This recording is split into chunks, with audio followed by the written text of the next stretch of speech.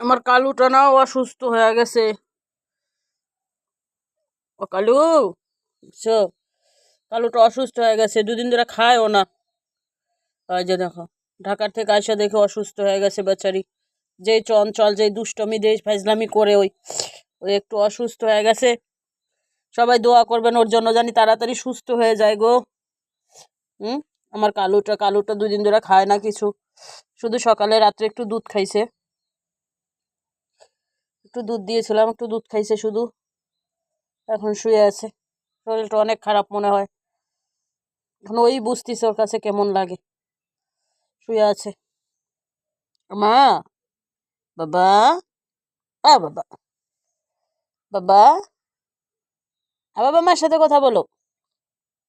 মার সাথে কথা বলবা না তুমি? কি হয়েছে?